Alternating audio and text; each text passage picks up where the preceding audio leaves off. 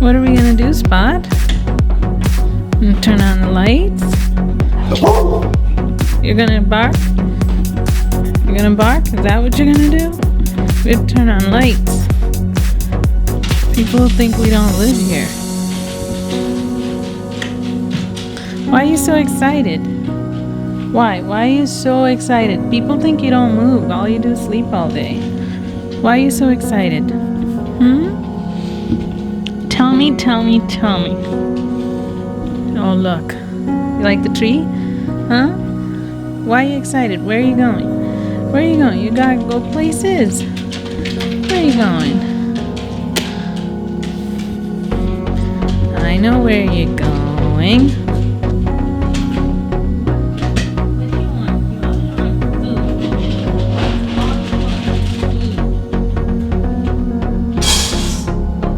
So this is what we're going to be doing today. We're going to do book reviews. If you see me folding laundry, it's either Sunday or I am doing a book review. So today I'm folding rags because tomorrow is Wednesday and Alexis will be cleaning our house. So that's what's happening here. So today my books are Another Trip Around the World. And specifically, it has to do with happiness. So here's the story. The first one is a book called A Monk's Guide to a Clean Mind. And it is written by Shoukei Matsumoto. And he's a monk. So I liked it. It was a really quick read. And the reason why I like it is because he went through his daily duties, talking about, how he, certain days, like days that end in like say 3, 5, and 8, they clean the light fixtures on the ceiling. Yeah, not gonna happen, not in this house. But I was feeling bad because I clean the light fixtures maybe once a year or until something annoys me, such as there's a bug in the light fixture right there and I don't want people to see it. So I was feeling really bad, and then I thought to myself, you know what? I have a job, I have a dog, I have to cook, I have to exercise, I have to eat well, which means more cooking, and I have to clean this house that is way too big for us. So I'm not gonna beat myself up for not cleaning my light fixtures on days that end in 3, 6, 9. It's just not gonna happen. But I thought it was really good because they have pictures in here, and I gotta say some of them are downright funny. So this is how you change a soji mat. I'm not sure if you can see it. A soji screen. So, and he's taking off his shoes and his slippers, and he's cleaning the wood floor, the temple. So really nice book, and it's a quick read, and that is our trip to Japan. And another thing, why don't I ever see men doing clean with me videos? I'll do anything to see a dude do clean with me videos. Ladies, do you agree? And fellas, if you've done a clean with me video, please let me know in the comments below, and I'm gonna go watch your video, and I'll even subscribe to your channel. So that's the first one, and I don't know why, and I wish someone would do research into this. I know one person who is doing research into it, and it's how clutter increases the cortisol hormone in women, and she's doing that research in London, England. Her name escapes me right now, but I'll put it in the comments below. But being in a clean house makes me happy. You guys know that, I'm always cleaning.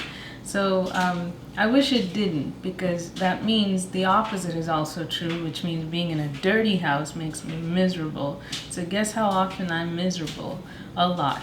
All right, so let me do the next story about happiness. This is Happy as a Dane, 10 Secrets to the Happiest People in the World. It's by Malene, Rydhal, and she lives in France, even though she's from Denmark.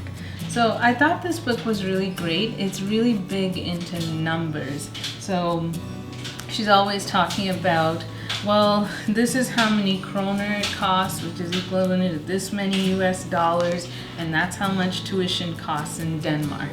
Or she's always talking about numbers. France rates this high in a certain scale for happiness. So I'll give you some of the 10. Obviously, I won't give you all of them because I want you to read the book. Again, a nice short read if you just want to increase the number of books that you read in 2020. So the 10, I'll give you a few. So the moms and dads have a certain amount of paid family leave to take care of the baby, and they can split it however they want. And she goes over how much that costs for the parents. So what percentage of the salary that they keep. That's a big one. And then she talks about education. There's a certain kind of school, I can't pronounce it in Dane, in the Denmark language, but it's like school. So it's like a kind of school where people attend for the sake of interest. Additionally, like a lot of countries, like Canada, post-secondary education is subsidized. And what this leads to is a really broad middle class. And so people feel like they have opportunity. It's not a fake, dream, an unrealistic dream that anyone from any background can attain their goals. It's actually real. It's not like a slogan. So she talks about education. She talks about trust. So someone found a wallet, and I think it was a really high number. 74% of people returned the wallet with money. They did experiments.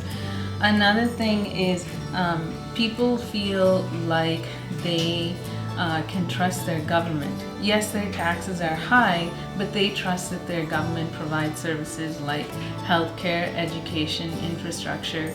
And I'm really curious in this day and age in 2020, how many of us feel that way. So good book, and it's very highly data driven. So if you want to know, is she really saying this? Because a few countries claim this. I think Bhutan claims that they're the happiest country in the world, but this lady backs it up with some numbers. And one of the things she talks about is something called Hygge. So that is the next book.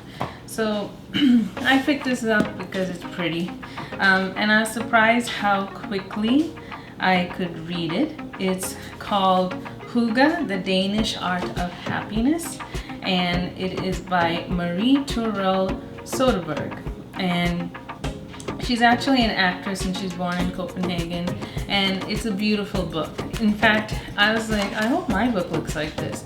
So it talks about Danish history, and then there are these beautiful pictures, togetherness, beautiful pictures, and then it goes through like recipes. And I might try this, so I'll make a video about this. Like, this is kind of interesting. This is a crispy potato sandwich. I might make this, and if I do, I'll film it for you.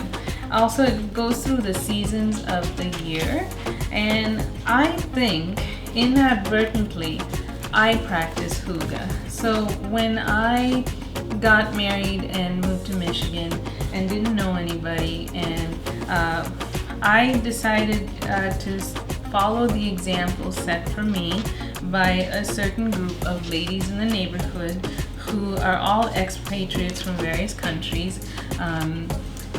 Montreal, Australia, South Africa, Mexico, Colombia. What did I miss? Did I miss anything?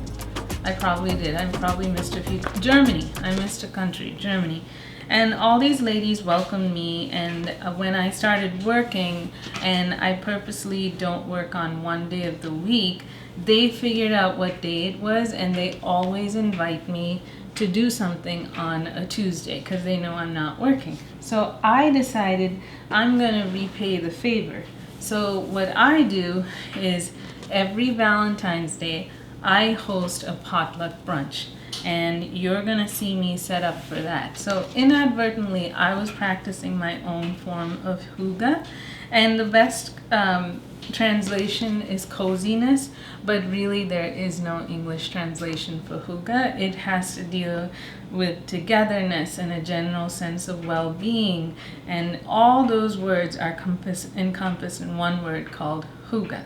So my take on Hygge for 2020 is togetherness. So I'm going to host a Valentine's Day brunch, and I'm trying to convince my husband to do a couples cocktail hour on February the 14th. He's not buying it. He's like, that's a Friday, we're all exhausted after work. No.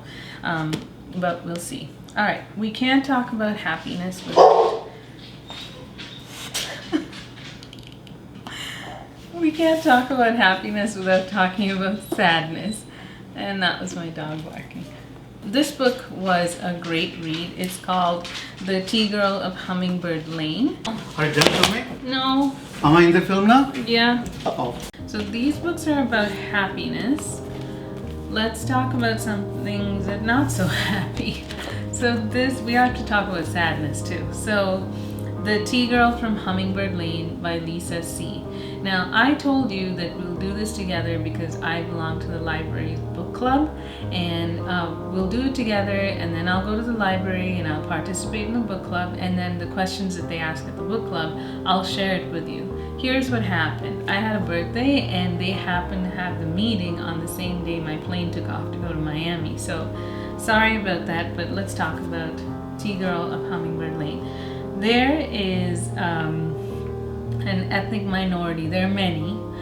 There's one ethnic minority in China called the Aka people, and they were exempt from the one-child policy. So if you do the math, I am the same age as the mother that gives up her baby for adoption because she gets pregnant out of wedlock. The baby ends up in Los Angeles, and the mother's life is documented because she's from Yunnan province where certain tea is grown. The child that is adopted into Los Angeles lives on a certain street, and I thought that was interesting. And it just documents two stories running in parallel. The mother that gave up the child for adoption and the child growing up in LA, and it's kind of cool. I thought this was really a great book. I love reading books by authors of different nationalities, and I was surprised to hear that Lisa C. is just a lady from San Francisco. And I thought the book was so well written. I liked it. My friend Jan thought it was like a badly written, a bad like Cinderella story. And I could see her point. When you read the book, you'll be like, oh, that's so nice, that happened. And you're like, well, it would have made for a more interesting story if there was deep, deep tragedy. And there wasn't, but I still thought the storytelling was great. And you know what? We need a little bit of happiness. China's going through a hard time right now. I thought it was really cool the way Lisa C. wrote this book, and I thought, how does a woman from San Francisco write China so well? Like, it documented things like the one-child policy, the Beijing Olympics, which is the year I got married, and it documented a lot of things beautifully. It turns out that Lisa C.'s grandfather was Chinese, and one of his 4 wives was Caucasian. So that's Lisa C.'s story. This is a great book, and I think it's kind of timely that maybe all of us make an effort to learn about China. It's a massive country. The city of Shanghai alone has 24 million people. When we were first married, my husband did a part of his MBA in China, and I was so jealous. I thought, what an opportunity of a lifetime. I was so jealous. I was just sitting in traffic, and he was in Shanghai. Anyway, I think right now it's really important that we all make an effort to learn about China and show a little bit of compassion, because what that country is going through is crazy. I mean, we're getting emails from work about precautions to take, and if this has reached us, can you imagine the desperation that those people are feeling over there? So I think let's make an effort. Let's be good people, and let's learn about each other, because we cannot afford to live in a world of ignorance. There's plenty of that going around.